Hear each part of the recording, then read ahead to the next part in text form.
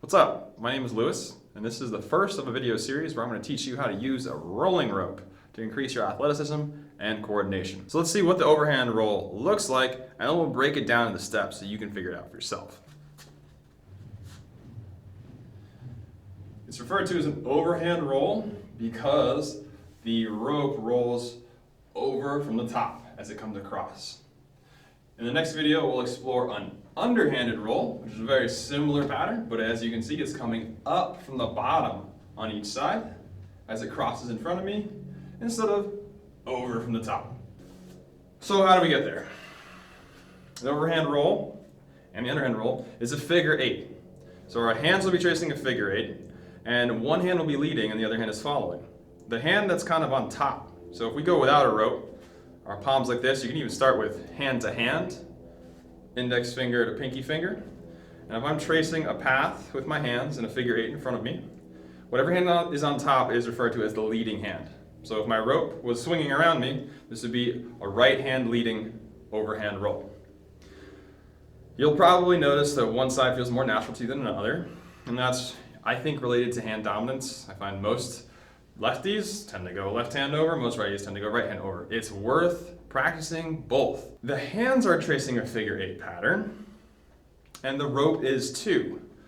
But when you're swinging at speed, the path of the figure eight, instead of here right in front of you, the intersection is still going to be forward of your body, but the two loops of the figure eight will be bent to either side of you. So all you got to do is allow your hands to either be together or slightly apart as you roll. You can feel free to work with different distances, but one is always leading the figure eight path and the other is following. The grip on the rope is also worth considering.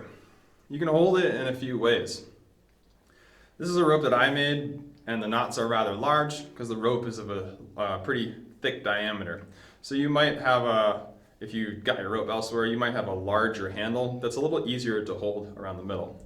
With this rope in particular, three grips that I like are grabbing in front of the knot, like so, holding the knot in my fist so that the rope comes out in the intersection of my thumb and forefinger, or gripping the knot like this in the palm of my hand with the rope exiting between my index and my middle finger. Any of these work totally fine. Choose what's comfortable to you. You want to make sure that when you're swinging the rope, so you have adequate room, the rope isn't hitting the ground each time. I want that rope to just flow through the air. So if you bring your hands down to about hip height, you should have clearance off the ground. And if you don't, you can always tie a knot in the rope to take out some of that length. What does it look like at speed? So, get it moving that figure eight. Hands can start right together, or you can let your hands drift apart slightly. But either way, you're still going to have one hand leading, another hand following in the figure eight pattern. Earlier, I was mentioning how this teaches athleticism and coordination. The idea here is that our whole body contributes to the motion of the rope, all the way from our feet to our wrists.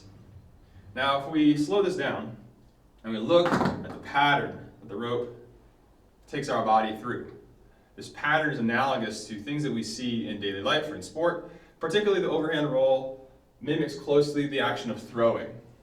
You can imagine that rope coming over, my whole body is contributing to the throw, or in this case, the roll. So once you get the hang of rolling the rope around, there's two things I suggest you try.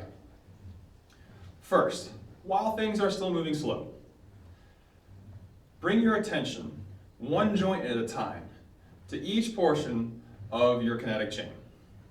Let's start with our hands and our wrists. Can we observe the wrist's action? Can we feel what the wrist is doing to help swing this rope? And maybe even, can we restrict motion elsewhere and see if we can just use our wrists to move the rope? And then move down the line. Feel your elbows. What do the elbows do? How do they contribute power to the swing of the rope? What are your shoulders and your shoulder blades doing?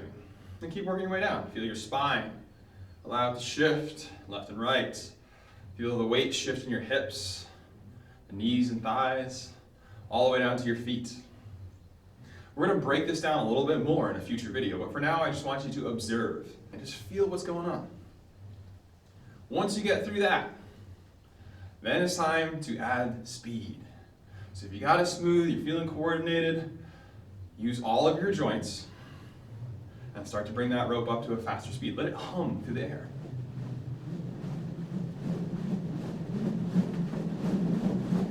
Notice how it becomes more difficult. It demands more of every single part of your body. See if you can still observe the entire kinetic chain contributing to the movement. And then slow that back down. Especially if you're like a baseball player, your sport involves throwing, you can play around with swinging the rope on either side of you, pausing that overhand figure 8 for a moment so you can strategically bring the rope across. What do I mean by that? All right, let's look. So we're going to continue the overhand roll, but I'm going to go on one side of my body only. And then I can choose to cross over, and then I'm on my other side. So I just took part of the figure 8 and only did it to cross my body. Over, over, over, over. Play with different foot stances, right? I had my feet staggered. You can go feet square. So if you're a right-handed pitcher, maybe you're gonna push your left foot forward. You're gonna try over, over, over, over, through. You're gonna feel the pivot of your hip, your back leg, shoulders, arm, how it all can link together to give you more power. Experiment, flow, be present. You can just roll figure 8, that's cool. You can stop, you can spin through. Change up how you switch, how long you stick on each side. It's all good. Just get comfortable with this overhand roll before you check out the next video in the series and learn your underhand roll. Have fun.